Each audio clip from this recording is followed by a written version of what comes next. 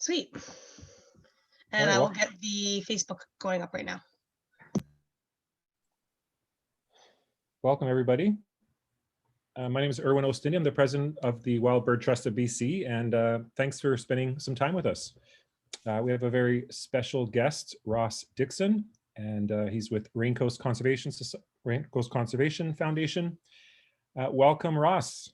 Thank you.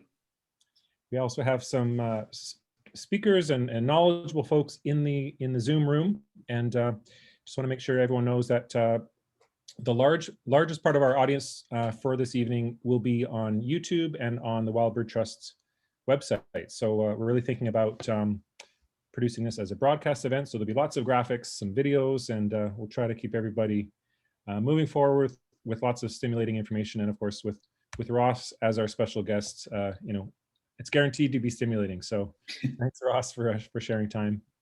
So we're just looking at this photo of Maplewood Flats, which is quite a distance away from Tsawwassen territory in Roberts Bank. And I'm just showing this because this is one of the sites that the Wild Bird Trust of BC caretakes. And we do that, we've done it for 27 years, and we're in the position of working with the Tsleil-Waututh Nation and to address the repairing the wrongs of our past 27 years where we, as a group of birders and naturalists, sought to restore this land without the participation of Tsleil-Waututh. And now we're doing that. And I just say that because it's important, I think, for all of us as conservationists and environmentalists and birders, as public citizens, to think about our past, some of our worldviews, some of our assumptions. And when we come to a project like Roberts Bank, which is in the middle of all this discourse of national economic growth, national project, there's lots of assumptions. Are certain species disposable for this economic growth? Can impacts be mitigated? So I think it's important, and I think what we'll do tonight is we'll sort of unpack some of these assumptions. But we'll also talk about positionality. We'll talk about whose view is this? The Port of Vancouver's view, the proponents, environmental groups. So I think it's important to kind of think about not just thinking of these issues as kind of like a monolithic industrial project, and then it's met with opposition, but to actually think more specifically around the nuances and the complications, and in fact, some cases, the contradictions. So Wild Bird Trust's, our central mandate focuses on the protection and conservation of birds. We see the Roberts Bank 2 expansion contributing to unmitigatable loss of the most important migratory bird habitat on BC's west coast, the Fraser River estuary, important bird and biodiversity area in particular. And tonight with Ross, we'll look at the issues, not specifically to birds and bird species, but more around the governance, some of these larger issues. Some might call them political issues. We're also recognizing that there's a loss of preferred and optimal habitat that could force migratory birds and other wildlife to find alternate suboptimal feeding areas, which puts pressure on other local and regional green spaces to support this need and creating more competition for remaining resources. So there's a cumulative effect, there's consequences, and we want to address those instead of considering them to be kind of outside the scope of a core proposal that the Port of Vancouver is looking at. Our Wild Bird Trust of BC members and our online audience, we know care a lot about birds and local bird habitat. Our primary goal for this particular campaign, looking at Roberts Bank, is to raise awareness and build opposition to the proposal. We want to educate, and we want to ensure that our audience is kept informed and educated about important local issues that can potentially have negative impacts on birds. Now, why don't we start, and I'll show just a little bit of a video and give a little bit of a introduction video to the issue to get our minds thinking. And again, as I mentioned, there's different perspectives, and I think it's important to actually consider that different perspectives have different types of information, and they prioritize different information. So I think it's worthwhile to examine. Again, I mentioned the word positionality. So what is the port's role? Is it a neutral proponent? When the port reviews its own projects, is it neutral? Is the federal government neutral? Is the federal Ministry of Environment neutral? Fisheries and Oceans, are they neutral? And so let's, tackling those kinds of complex issues perhaps gives us a more fulsome understanding to understand the issues. As the Fraser River flows into the Pacific Ocean, As the Fraser River flows into the Pacific Ocean, an incredible ecosystem springs to life.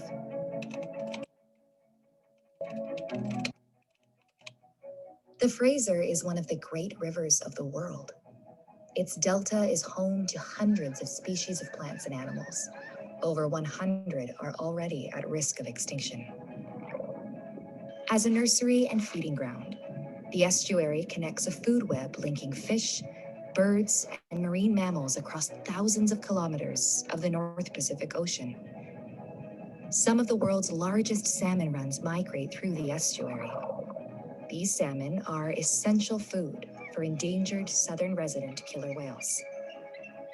For birds, the estuary is of global importance, serving as a crucial stopover on migration routes stretching from South America to the high Arctic. This includes nearly all of the world's population of Western sandpiper. The Port of Vancouver is now proposing to double the size of the Deltaport shipping terminal at Roberts Bank, putting further stress on an estuary which has already lost over 70% of its natural habitat. The project would create an artificial island roughly the size of 150 football fields, right in the heart of the Fraser River estuary. In addition to direct habitat loss, the project would alter the natural function of the estuary, including its ability to provide food for fish and wildlife.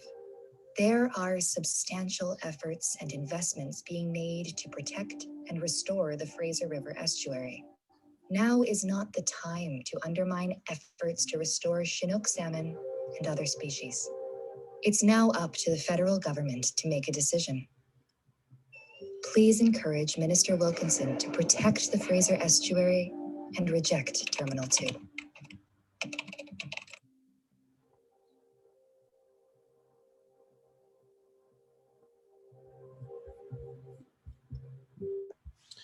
All right. Well, Ross, there is a group of logos up there, and I think we could probably add the Wild Bird Trust of BC's logo and other groups. So perhaps just give us an introduction to your role, your location to this issue.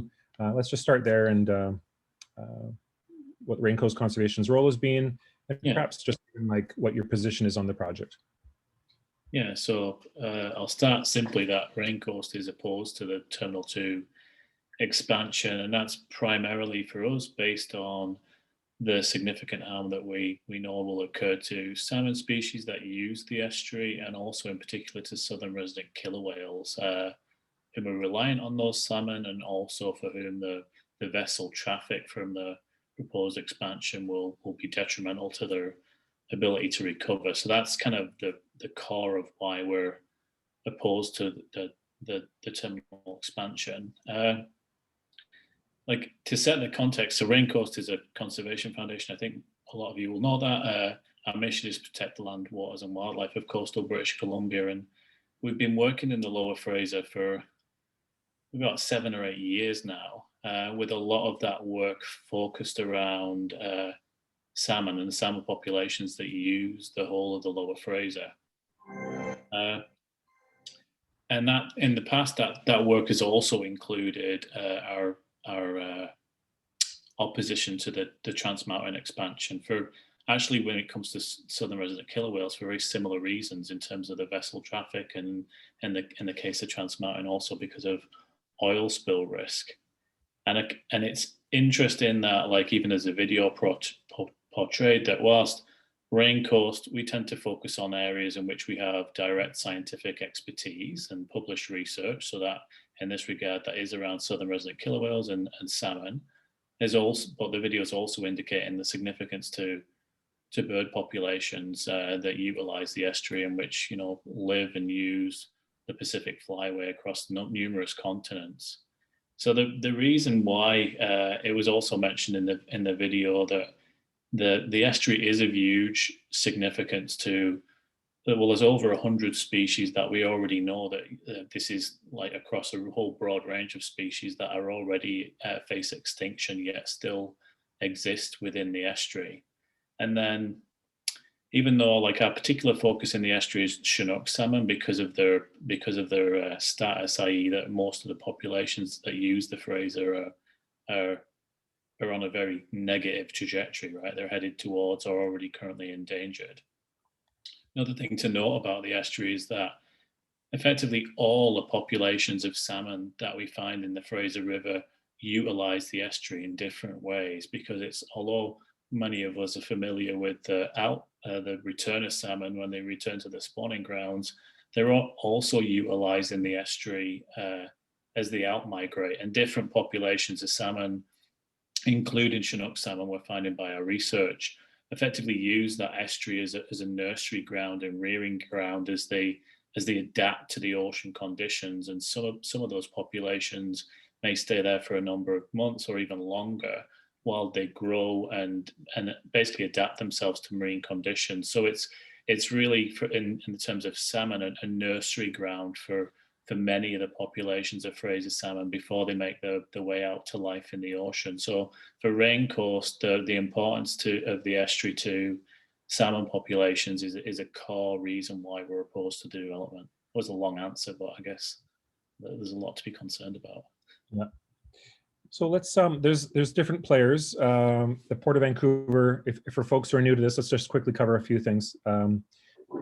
The Port of Vancouver is mandated by the Crown to manage transportation infrastructure, and they have determined that there's a desire to have increased capacity coming through Vancouver, and there's a alternative discussions around Prince Rupert. Is Prince Rupert a better location for these incoming container ships? Ross, what's your thought on this kind of positioning of the Port of Vancouver? You know, we recognize through other infrastructure projects such as the Kinder Morgan Trans Mountain Pipeline Expansion Project that they are often both the regulator as well as the proponent. So the Port of Vancouver has this environmental review process in one office over here, and then down the hall is the kind of business development office where they're looking at expansion. So I might be a bit crude, and I also should say to our viewers that the Port of Vancouver is actually our landlord as well in terms of the Maplewood Flats conservation area. The Port of Vancouver claims jurisdiction over Maplewood Flats. So just as a full disclosure, they are our landlord as well. So we're mindful as we critique them publicly. We're looking at, we hope to critique the merits of the project and not specifically the Port of Vancouver, but we're looking at Roberts Bank 2 on its own merits. And that's a fulsome, open public debate. And so I think we're safe and comfortable joining that public discussion. But Ross, your thoughts on the role of the port? It's a conflicted role. Yeah, their mandate is quite broad. It is principally around economic development, given that they obviously manage the largest port in Canada, but it's also around protecting the environment. The frame of governance for this evening session, I think, is an important one, and in some ways, the port is kind of a victim of circumstance in that, if we go back a number of years, there was a more coordinated and collaborative way, in some way, of making decisions around the Fraser Estuary and its environmental management. There was a Fraser River Estuary Management Plan, which was created back in the mid-80s because of the complexity of decision making and as a mechanism to try and ensure a bit of at least coordination, and also with a stated goal to try and not just support economic development, but also to effectively ensure the ecological resilience of the estuary. And then during the kind of, I guess, the Harper era, if we can call it that, a lot of the government agencies like the Department for Fisheries and Oceans and others that jointly funded FREMP slowly started to withdraw, and FREMP was eventually, this Fraser River Estuary Management was actually wrapped up, and that's that when that occurred, that did put the port in the position of running environmental assessments for the areas of the estuary over which they have jurisdiction. I mean, in the case of Roberts Bank Terminal 2, it is going through a federal review that the port does not manage, but they do manage many aspects of environmental assessment for activities within their development. So they are kind of fox, and it's kind of like the fox guarding the chicken coop in that regard. But with regards to Terminal 2, it is under a federal review. And like many agencies in the federal government, including the Department for Fisheries and Oceans, they have a conflicted mandate in that the port's role is to facilitate economic development, but also ensure the sustainability of the estuary. And in this regard, we think, based on our peer-reviewed science, and many others think that projects like this will mean that put the ecological resilience of numerous species and ecosystems within the estuary at risk. And the debates around Prince Rupert, and I don't know if Raincoast has done an analysis of the impacts if it were there, because obviously there's other concerns around LNG exporting. There's lots of analysis of the pros and cons of Prince Rupert. Yeah, it would be a different environmental assessment. I mean, like the way the evidence that Raincoast has submitted is particular to the ecology and the ecosystems and the species that rely on the Fraser estuary.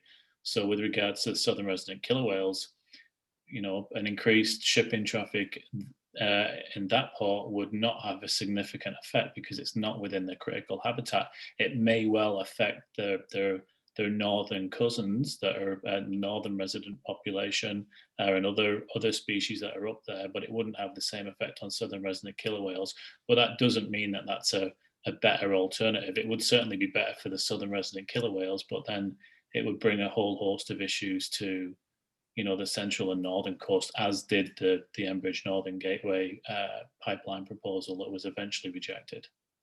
And what about this notion that in terms of governance and its mandate around economic development, this narrative of what really just sounds like constant growth, like there's this inherent assumption that of I think what would economists would call like kind of market determinism. There's this narrative that is kind of implied that continual expansion is required, and is that a fair assessment that's a sort of a built-in narrative in the port's logic?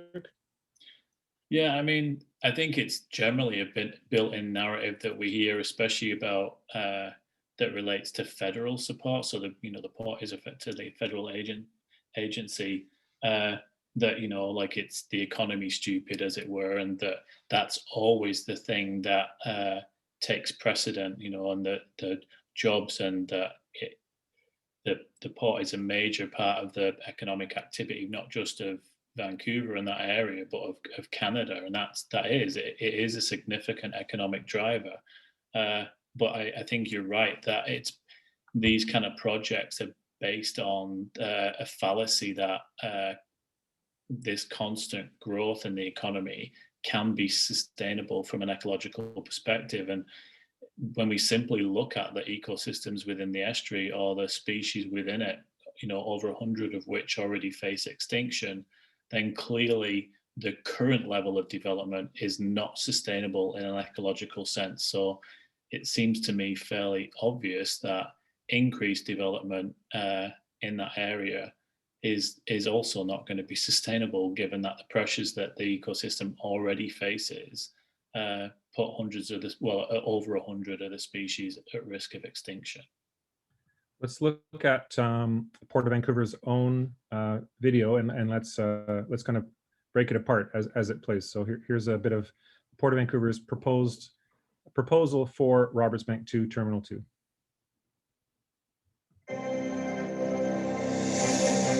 The Roberts Bank Terminal 2 project is a proposed new marine container terminal in Delta, British Columbia, that is needed so that Canada can meet its trade objectives over the next 2 decades. Okay, so there's one assumption there. Ross, do you want to pick that apart? So it's saying Canada, to meet Canada's trade objectives over the next 2 decades. I appreciate this is a short video that's intended to be viral, so they're not, there's no citations and references here, but if there were citations and references, what would that be? Because if it was a survey of Tsawwassen First Nations members who interestingly weren't acknowledged there, it was referred to as Delta, would they agree with this narrative, or were they consulted on that narrative that their backyard is, or their front yard in particular, is a sacrifice zone for a national economic program? Yeah, I think it just, it reveals that narrative that's very attractive, to the Canadian public and many and others, as it is in other, other parts of the world, that those economic imperatives are the most important ones. And I don't think that is. I think people are really beginning to question that. And in somewhere like the estuary, then it might be a major plank of people's economic plans, but it does not fit within plans or the reality of trying to ensure that we maintain the resilience of this place. And again, like I think you highlighted a key point. It's like whose economic plans? Right. Federal governments, the residents of Delta, the, like you said, Indigenous nations whose territory this is on. And to be 100% clear, I'm not claiming they have a position one way or the other, but it's not really indicated. And this is the part of the way these things are communicated, that there's so much clarity in the imperative of economic development that it's just simply assumed that that's what we all want. And I don't think that's the case.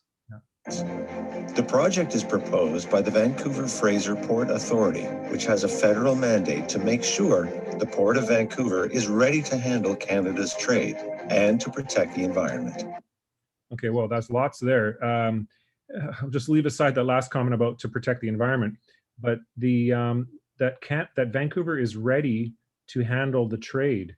So again, there's a massive assumption there that that handling thousands of shipping container loads of consumer goods coming from Asia, predominantly with other products, is a requirement, is sustainable, is desired.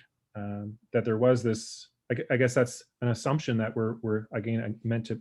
It's an implication that we're all implicated in as Canadians, that this is in fact the plan. This is our plan. Yeah, and in some way, like the reality is that the projections for the growth of Greater Vancouver are really quite startling if you just look at the scale of the population.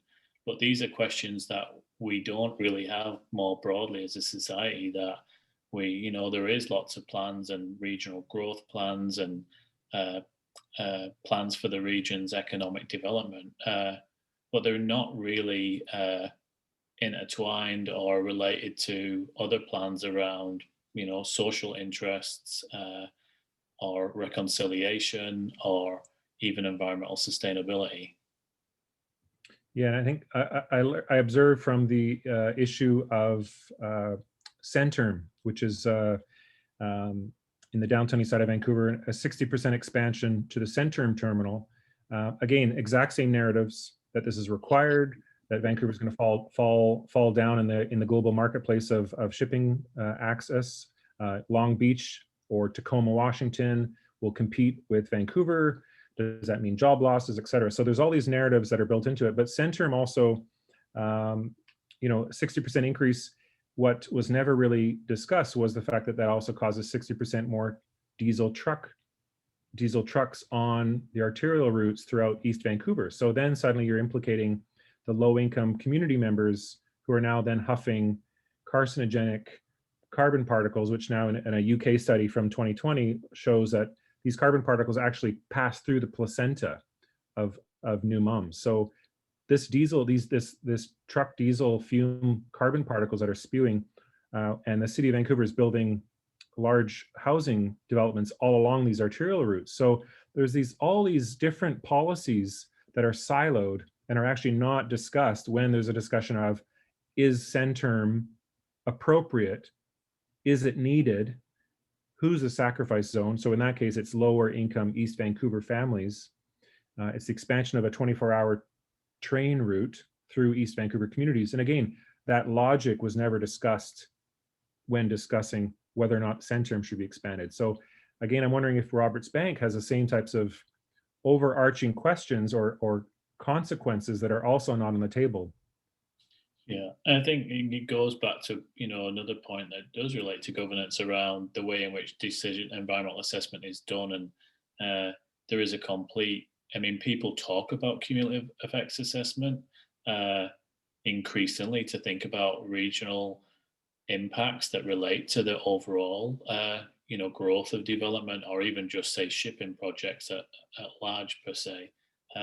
But there's some activity that's happening now around those. But part of the reason the government is doing these studies is as accommodation measures to approving Trans Mountain, which is, comically ironic, to be perfectly honest, that they're actually doing this. But these kind of broader assessments of sustainability of development or strategic environmental assessment generally are not occurring. And these are the types of assessments that would allow for a broader assessment of social impacts and environmental effects and some kind of balancing of those effects. I don't, like, to be clear, Raincoast is not, and I'm sure most people are not overall generally just opposed to economic development, but the nature of it and some of the assumptions of it, like you mentioned about this constant growth, these do need to be challenged, and they're not really considered. And this is a problem with the project level assessment. So looking at Centerm, looking at Terminal 2, looking at Trans Mountain, as if all these projects may well be assessed individually, but the effects of these are cumulative, not just on the environment, but on and as they are on the economy, but also they are on our social fabric, like you mentioned about, the human health impacts of having more shipping vessels sat in English Bay, or more coal freight going through communities, and so on and so forth. Right. So this whole Elizabeth in the comments section is saying, how is continued global shipping compatible at all with global climate goals? Because of course, it's nice to see that there's a few electric and hydrogen ships now. I think there's like 5 hydrogen ships around the world, but the vast majority of them are low quality fuel, polluting. And it's the same thing with the city of Vancouver. The city of Vancouver can declare itself the greenest city because it doesn't include 2 inches away outside of its jurisdiction, the harbor of Vancouver, where there's polluting cruise ships that are spewing the equivalent of thousands of carloads of toxins in the air, pollution in the air. But that's because it's outside the city of Vancouver's jurisdiction. It doesn't count towards its greenest city goals. So it's important to talk about, as you say, these cumulative effects. And I think it's important to I think the Port of Vancouver is it's a fair target to critique the fact that it really relies on siloing and site-specific assessments, and doesn't actually provide the population of the Metro Vancouver to say, in the next 10 years, here's these 6 major industrial projects that we hope to bring online. Let's assess the cumulative impacts of this 10-year growth strategy, so that we're not actually,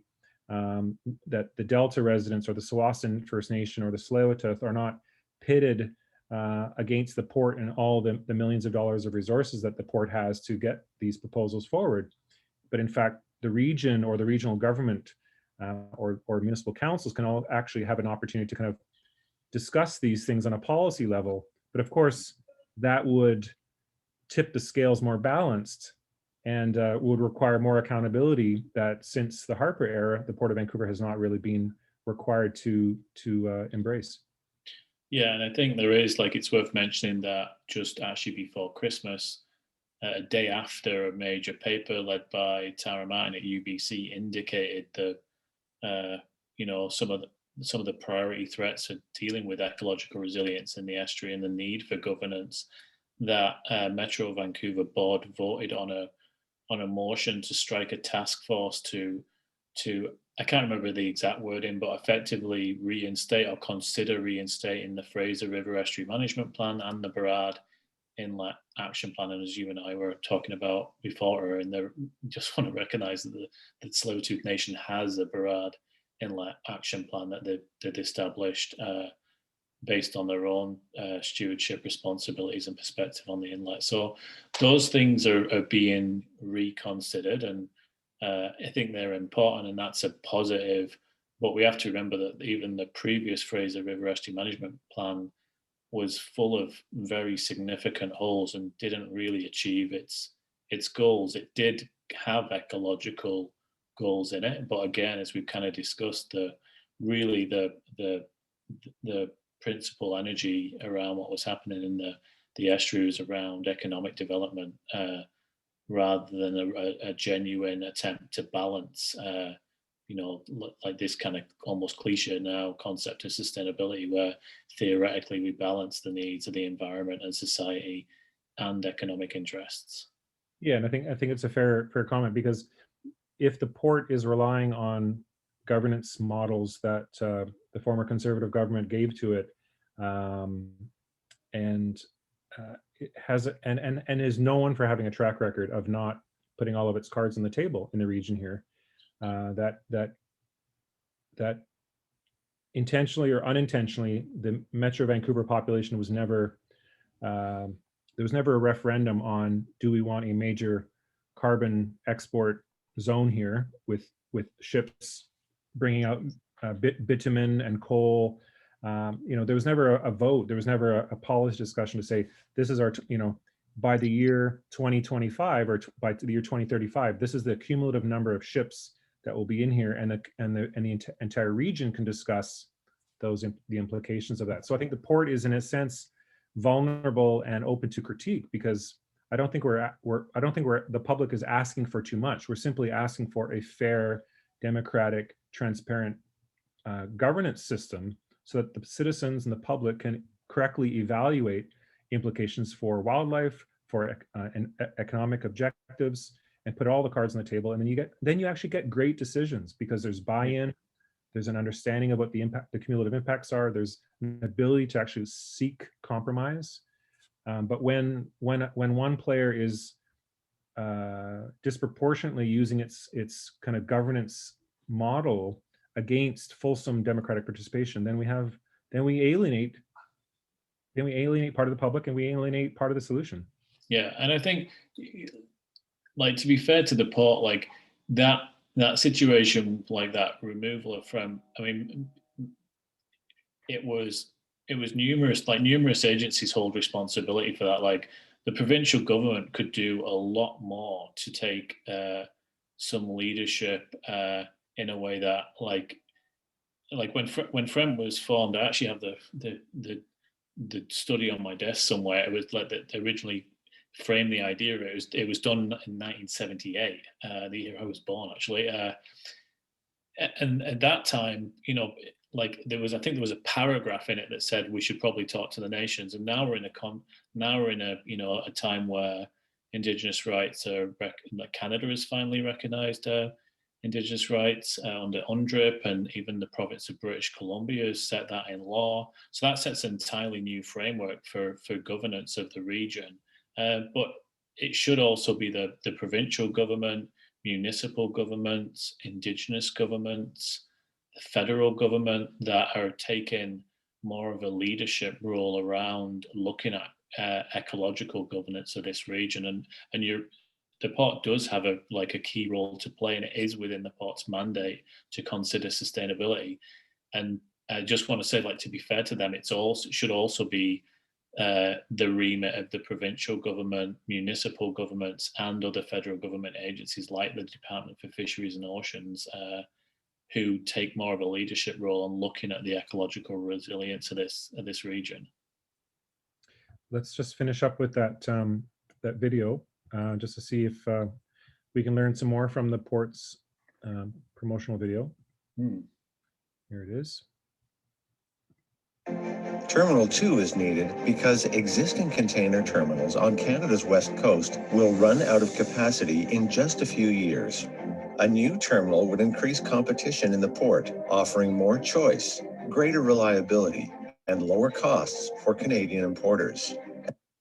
So again, there's a business case, these latest comments for me really make me wonder who is the intended audience for this video, because I think sometimes these videos that might actually be made for the benefit of a government minister or people who want to be assured that there's a communication strategy for them, that it's not meant for the general public. Because I think if the general public was asked, do we want to sacrifice killer whales so that there's more competition in the marketplace? I don't know, Ross, what do you think? Yeah, it wouldn't be top of my agenda. And I think you're right. There are different audiences for these things. There is a huge, significant business interest in users of the port, who currently operate there, the shippers and so on and so forth. And, and investors in this type of infrastructure. But I think you're right. Like ultimately the port is beholden to the federal government and is trying to also get its projects approved by them. I'm sure lots of people know who are following this, but it was actually the federal government who was effectively pressed pause on the Terminal 2 assessment and requested a significant amount of more information from the port around how, like some very important technical pieces including around southern resident killer whales, but also like details on how do they actually plan to offset is the term and mitigate some of the environmental damage that we know will occur. So yeah, it's kind of interesting, and you see that being played out right now, and other, maybe not alternative but similar proposals are playing into the politics of that, because at the moment the assessment of the Terminal 2 project is on hold until the port provides that information back to the federal government. Yeah. Okay, let's wrap this video up. Exporters and consumers. It would support our economy, create thousands of well-paying jobs during construction and operation, and provide benefits to neighboring communities and Indigenous groups. The terminal would be placed 5 kilometers away from shore in deep water and far from bird and fish habitats, as well as local communities. After decades of study, the Port Authority has concluded that the project is not expected to cause significant adverse environmental effects that cannot be mitigated. The project is being reviewed by an independent review panel appointed by the federal government, which is the most rigorous environmental assessment process in Canada. Based on the panel's review, the federal government will decide whether the Roberts Bank Terminal 2 project is in the best interest of Canadians. For more information, visit. All right. Well, lots more there. Ross, do you want to unpack anything there? I mean, there's a couple of things in there that I'm trying to bite my lip a little bit, but it's difficult. To say that the proposal is far from fish or bird habitat is inaccurate. The entire estuary is fish habitat. They obviously use different parts of that estuary at different times in different ways, as do birds, as do marine mammals. So I would say that's a little bit misleading. And the environmental assessment. So part of the reason that the government has pressed pause on the decision on the project is because they don't have the information to make the decision. And we do know that, or certainly from parts of the assessment, that there will be significant effects to different populations of salmon, not all salmon, and to southern resident killer whales. We have published research that indicates that increasing vessel traffic, which increases acoustic disturbance to southern resident killer whales, will put them at greater risk of extinction. We've got published research on that one part of which we submitted. So yeah, this article. So kudos to the Narwhal for doing another great article, but outlined this issue in a lot of detail, and the information that's reflected here does kind of contradict what's in that video. We believe that the effects to southern resident killer whales and salmon are significant, and these are the words that you don't really want to see in an environmental assessment, that significant probability of harm. Right. Yeah, and there's another great feature from Hakai magazine. Just a note, we also have a feature in the current issue of Wingspan, which can be downloaded from the Wild Bird Trust's website. Here's a great graphic that looks at the heavy use of the area in terms of the Pacific Flyway. This, do you want to just talk about this in terms of governance? If we can spend a few minutes on this question of who's at the table, who's not at the table, and I think you made an interesting point there a few minutes ago, Ross, about the fact that as Canada goes through its starts its reconciliation program, it really is it's complicated and messy, and in many ways not making tremendous progress. But nevertheless, despite all these restrictions and barriers to self-determination, the local nations are increasing their capacity, are increasing their influence in governance decisions. We saw a historic event with the Tsleil-Waututh Nation creating its own independent scientific review of the Kinder Morgan expansion project. So that was historic. And we see more and more First Nations who historically were denied even an ability to hire a lawyer or represent their own interests against the Crown because they were considered wards of the state. Now the nations are gaining more prominence, gaining more economic control of their resources, and fighting and having recognition from the Supreme Court of Canada, the Delgamuth decision, the other decisions that provide some legal framing so that that they're not so easily ignored by the Crown. So, Ross, your thoughts on this particular issue around Indigenous governance? Yeah, I mean, I don't know if you can flick back one slide there. So there's a couple of things. Oh, maybe. Oh, there we go. Maybe it wasn't back. Maybe it was forward. So the media article was related to a document that we published.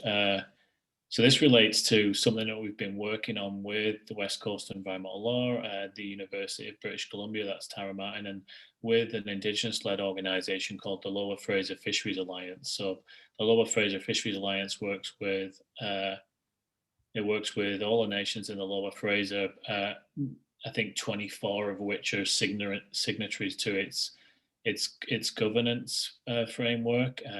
And that organisation represents their interests in fisheries in the Lower Fraser, including around fish habitat. And so we began this project about 3 or 4 years ago now.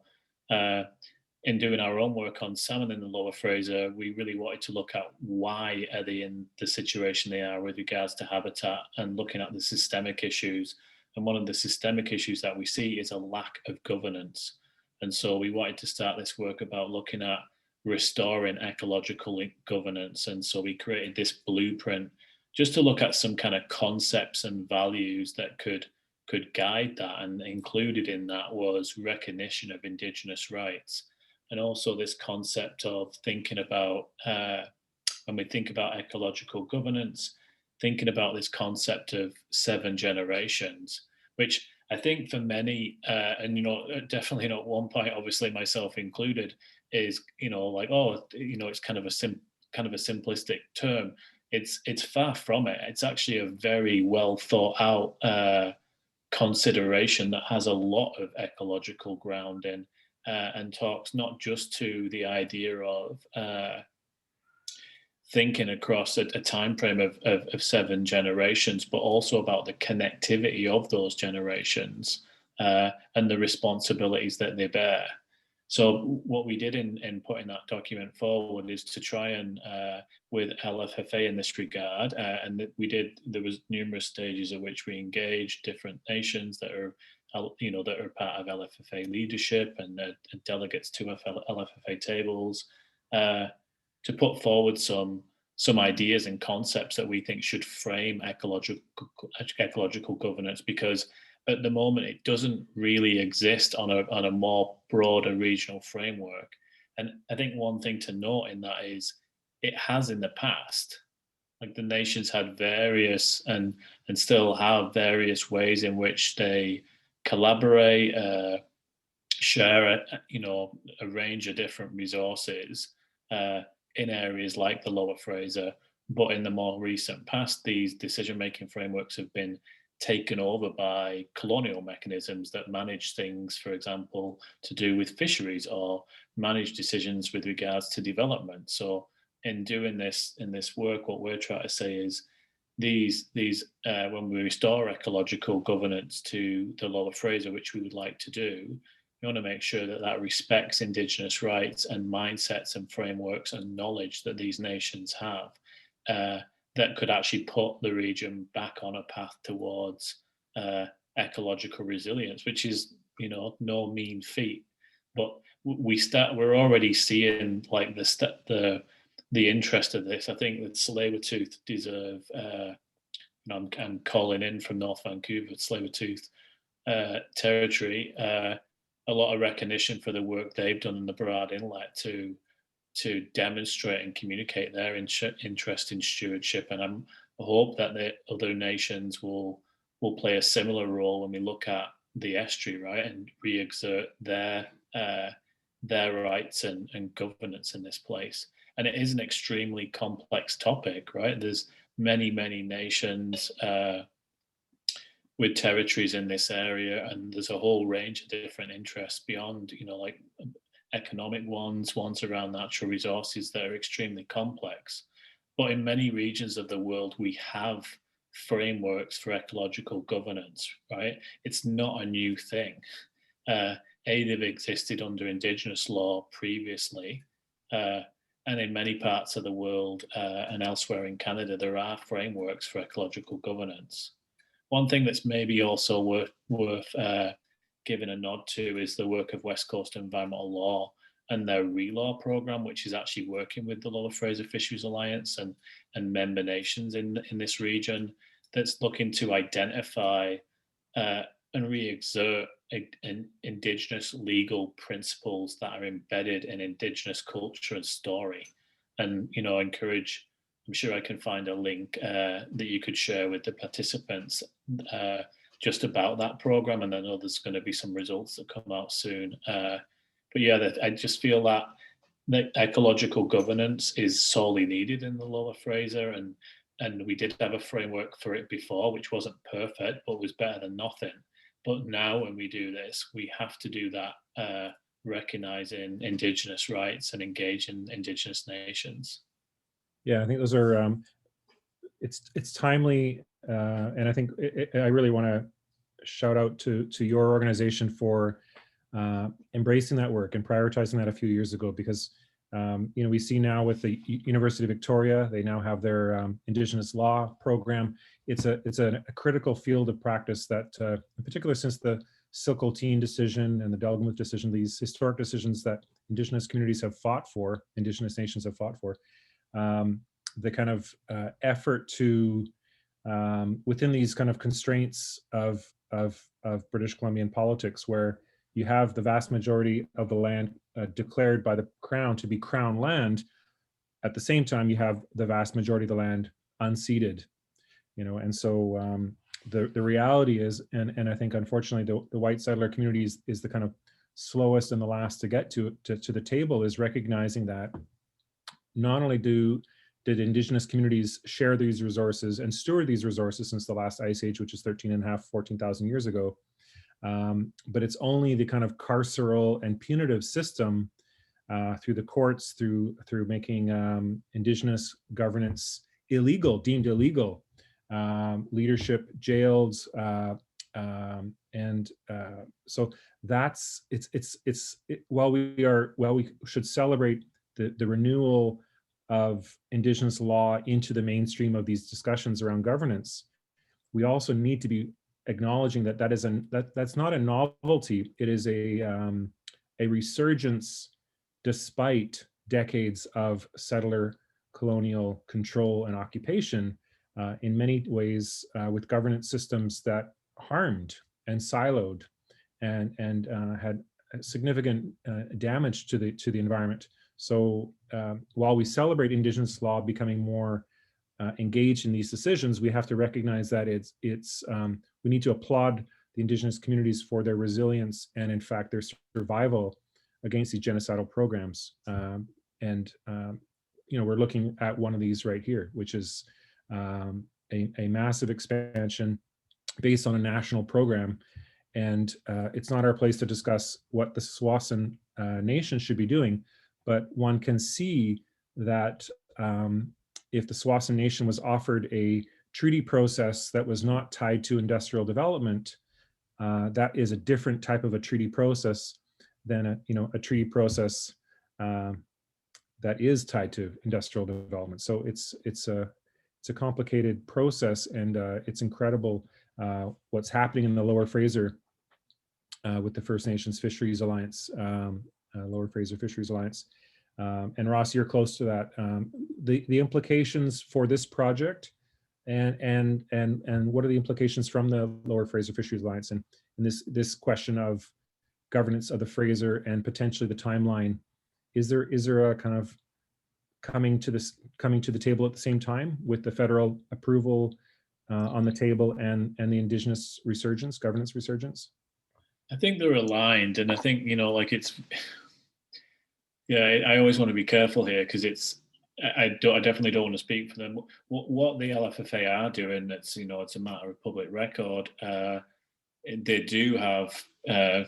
They are establishing an Indigenous-led fish habitat restoration strategy and a climate adaptation strategy for the Lower Fraser that looks at particularly the interests of the nations. And just that in itself, if we can think about what's needed for habitat restoration, there's many groups who are active and many individual nations. They try to do is ensure that the Indigenous nations in the Lower Fraser have more of a role in habitat restoration, and also that the priorities of those nations and their Indigenous knowledge is used to inform those activities.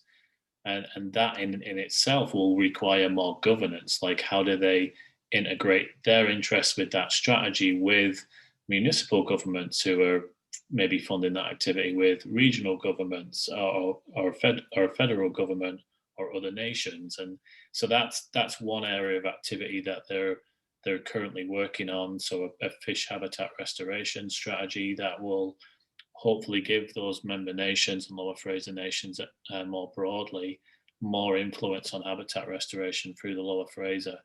And I think with regards to regional governance and ecological governance, I think all the different nations are involved in this in different ways. Again, the Tsleil-Waututh have done this in a really fantastic way, to be honest. I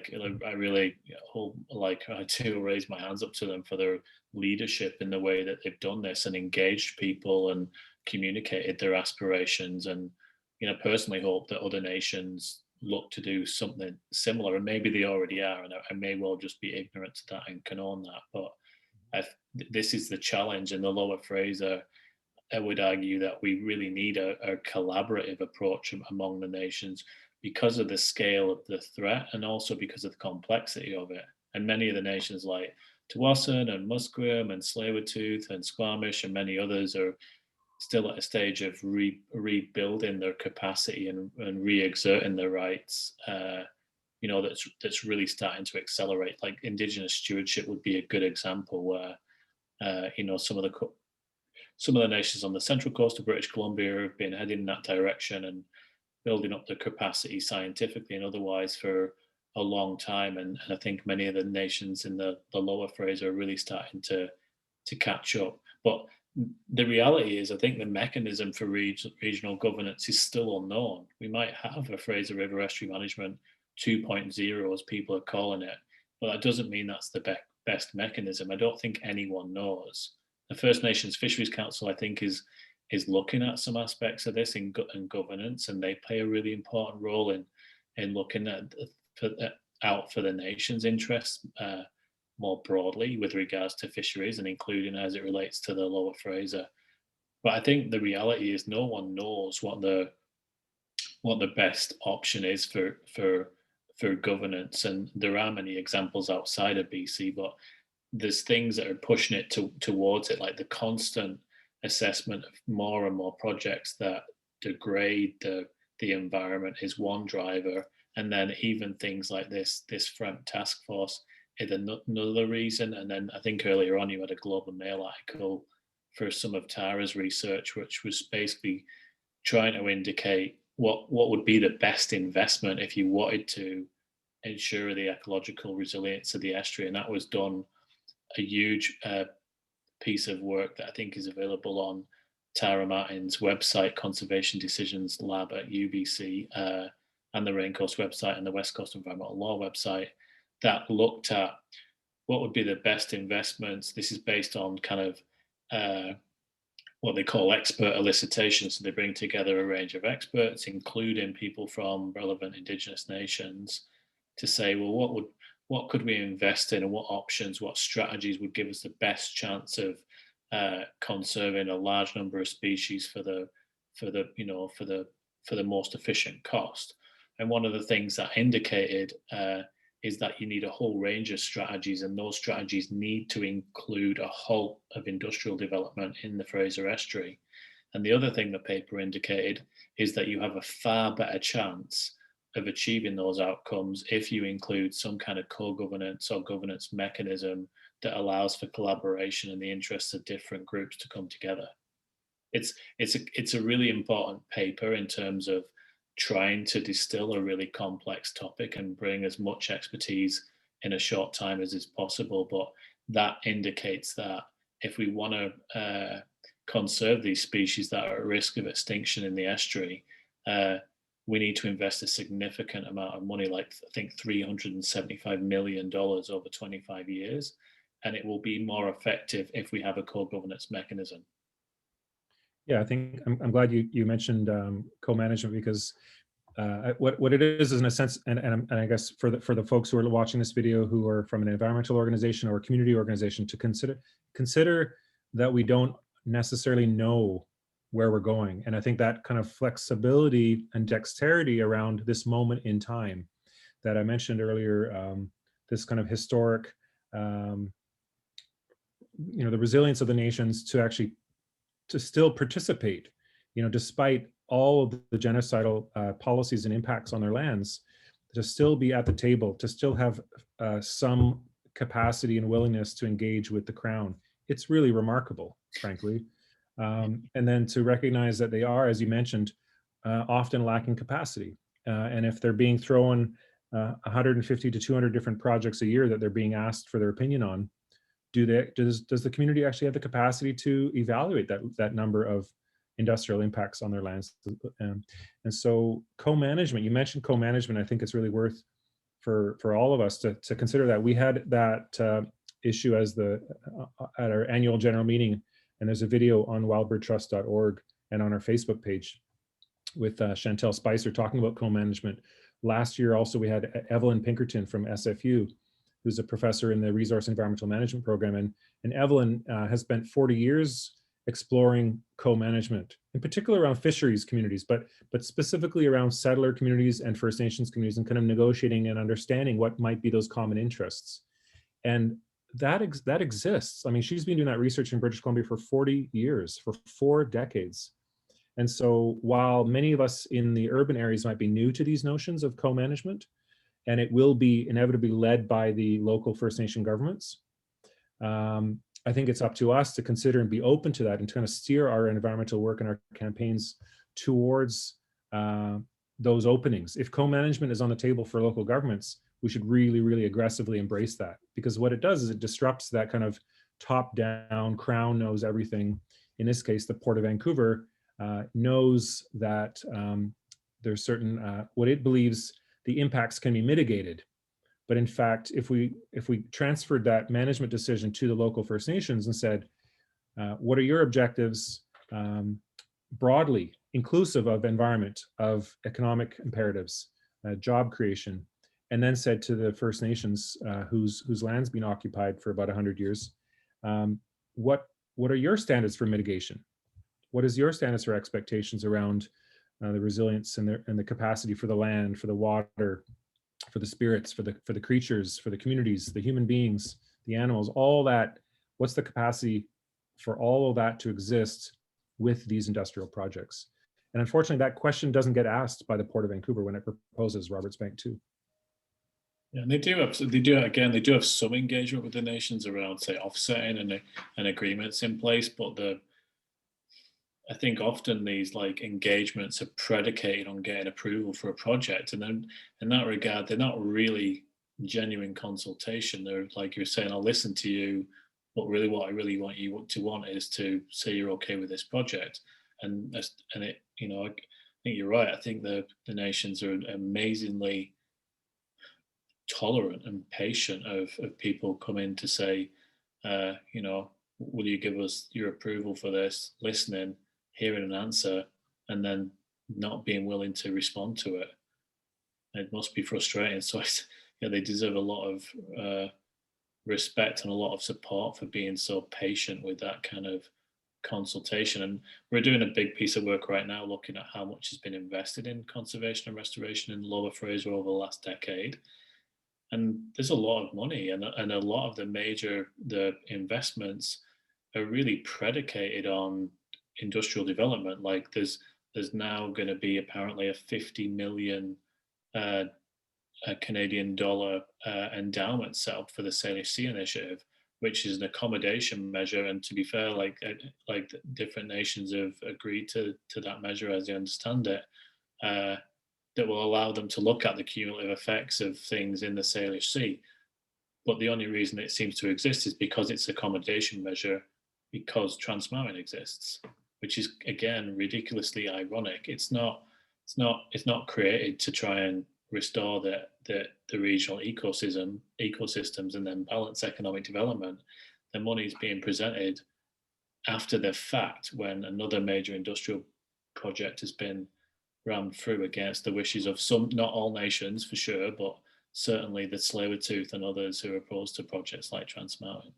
Right. Yeah. So with regards to the estuary governance, local First Nations are engaged just enough to satisfy the quote unquote duty to consult, but that collaborative management agreement or partnership is neglected. And I think it's an important distinction between, and I appreciate you correcting me on that. Yes, the local nations are consulted. Yes, there is an engagement process, but what's missing is in fact the local nations.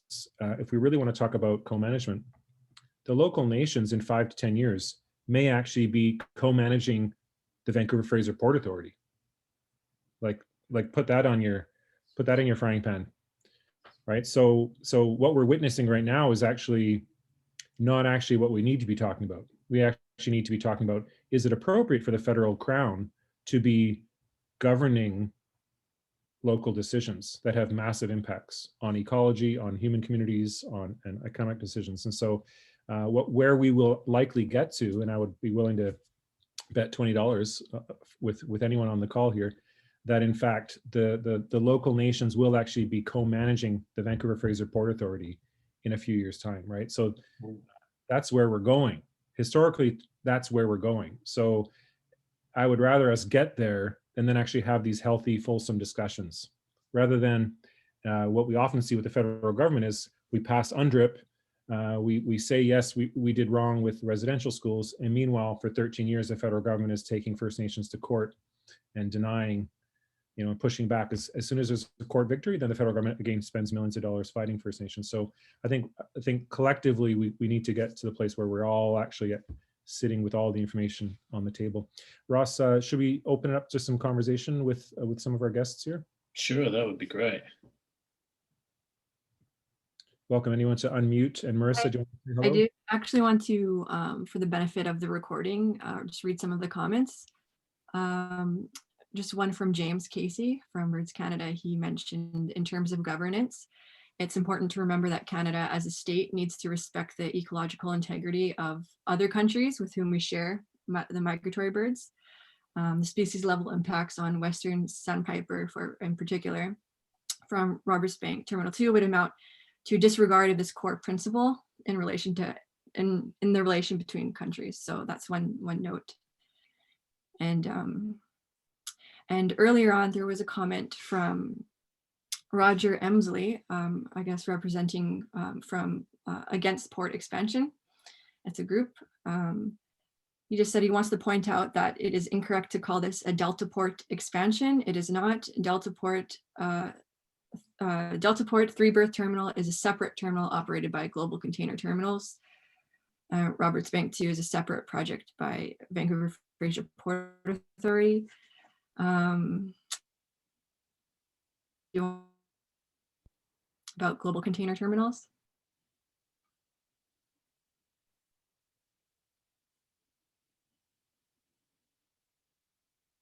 It looks like we might have lost Irwin. Oh, I think it's a good point. There are different projects there, and it gets a bit confusing because they sit in the same geographic footprint, right? They sit in the same area. So just as a background for people who don't know, the current Deltaport is operated by a private business, Global Container Terminals. And I guess this person just wants to kind of point out the semantics of that, relationship. There's another conversation with Global Container Terminals. They are promoting a different, industrial project expansion of the terminal, which has a somewhat smaller footprint. I don't know if that's something you also want to comment on, Ross. Yeah, I mean, it's different. It does, like you say, has a different physical footprint in the estuary, and therefore a different, in some ways not that different set of environmental effects on the estuary. We haven't like Raincoast will likely, if that goes to a full environmental assessment, provide some evidence around that. The impacts to salmon are likely to be similar but different. But from our perspective, and again, we need to look at the details of the full proposal. If we think about just simply either of those proposals increasing vessel traffic and therefore acoustic disturbance and ship strike risk to southern resident killer whales, then both of those projects or either of those projects would put that population, the southern resident population of killer whales, at further risk of extinction. Mm-hmm. And I think lots of research indicates that. Again, we'll be updating we've been doing some what we call population viability assessments, which is a complicated way of a scientific method of assessing different activities and projects on the viability of a population, and by modeling, say, the increased salmon abundance or increased disturbance from vessels, or stimulating the effects of climate change, and so on and so forth. And our studies in the past, which we've published around population viability assessment, indicate clearly that increased vessel traffic does put the population at further risk of extinction, or really accelerates the trajectory that they're on towards extinction. Mm-hmm. It sounds dramatic, but that's what the research shows. Yeah, that's true. And there's been a lot of promotional material put out by Global Container Terminal, the GCT, in opposition to the Roberts Bank Terminal 2 expansion. But then on the other hand, they're also pushing this other expansion, which is a bit smaller, but as you say, still has important impacts on the ecosystem. So it's a bit of playing one. Yeah, I don't have the exact. I see a comment here, and it's I don't have the number on top of my head for the difference between vessel traffic, but I think in some ways it does become a little academic. And the reality is, the projects will increase shipping traffic. The reality is, the population already faces extinction. Either project, if it increases vessel traffic, jeopardizes the recovery of that southern resident killer whale population. Mm-hmm. If one has less traffic, maybe it will do it less. If one has more, maybe it will do it more. And then we need to consider the actual footprint of the two different proposals. But I think, to be perfectly honest, I don't think it's a helpful conversation if we're really concerned about ecological resilience, to think about one being better than the other. These mm-hmm. populations are already at risk of extinction. Further destruction of their habitat further jeopardizes the ability of those populations to recover. And I'm focused on Chinook salmon and southern resident killer whales, but I'm sure James and others could tell you lots about how this affects different bird populations. And then there's also dozens of other species of flora and fauna in the estuary that are already at risk of extinction. Exactly. Yeah. Like even with the terminal as it is now, there's already decreases in population. So do we really need these expansions is like really the question, I think. There's another comment from James from earlier on in the presentation with regards to the environmental assessment process. And his comment starts, "The world needs transformative change if life on Earth is to be safeguarded and people are to continue to receive the services and benefits that nature provides." This is according to the Global Assessment on Biodiversity and Ecosystem Services report that was released in 2019 by the Intergovernmental Science Policy Platform on Biodiversity and Ecosystem Services, mouthful. But he's saying the need for transformative change was not acknowledged or weighed in the Canadian Environmental Assessment Act in 2012, under which this project was considered. So that's his comment. Yeah, so if anybody else has any kind of burning, there's been a lot of comments kind of based around the fact that everyone's coming back now. Do we really need the expansion of the port, of the Deltaport, and will it actually give a positive benefits to the economy? And Roger Emsley also pointed out early on that 25% of containers that VFPA handle are US containers. So this doesn't really add much to the Canadian economy at all. So I see Irwin is back. Do you want to continue on? Or I think there's not very many questions in the chat. Good timing for a power outage in oh, seriously. Oh, no. Chinatown. We had a power outage here, so I'm glad you're back. If anybody has any questions, we're open to answering them. Otherwise, we'll close out the session and thank everybody. I just wanted to say, just to Beth and others, this is complicated. It is difficult, when we're looking at these different projects to I feel it can be easy to get into this idea of which one's better or worse, and I think we do miss a broader point I'll potentially miss a broader point. And I know this is a small group, so if people want to drop me an email at ross@raincoast.org and ask about our concerns about this, or if you just want to go onto the Raincoast website, www.raincoast.org, all our research, and thank you for putting it in there, and submissions on Terminal 2 are there. I'm not I'm an environmental scientist, but I'm not the person doing the research or leading the research on southern residents or on Chinook salmon, but my colleagues are, and we try and make all of our science and submissions totally available to everyone. So if you want more information on the details of why I'm saying these things, then please find it on the Raincoast website. And if you can't find it there, then please let me know and I will help you with that. And Marissa, did you mention about the petitions and writing to Minister Wilkinson's office? Not yet, but I can. I also put some links in the chat in terms of letters that you can send to your local MPs. Birds Canada has come out with a really helpful template that you can just input your postal code and it will automatically send it to your MP, and it will also forward that to Jonathan Wilkinson. And so, and we'll be able to post for folks who are watching this on Facebook afterwards. In the Facebook thread, we'll have these posts as well. And then for folks who are watching this on a blog post on our website, the blog post will include these ways that you can get involved. So just want to thank Marissa, you for your preparation work and your research and helping the Wild Bird Trust be engaged with this important issue. So Marissa, thank you very much. My pleasure. And Ross, thanks for spending time with us and helping educate us and share your considerable research and the breadth of the work that Raincoast does and being able to share that tonight so eloquently and succinctly. So thanks very much, Ross. Yeah, thanks. And thanks for everyone for spending the time. This is an important discussion, so I always appreciate you participants coming and posing the questions, and you, Irwin, and Marissa for providing this conversation. Thank you. Good. All right. Thanks, everybody. Have a good evening, and look at wildbirdtrust.org for more information, and Raincoast's website as well for more information. Thanks very much, everybody. Great. Yep. Good night, everyone. Take care.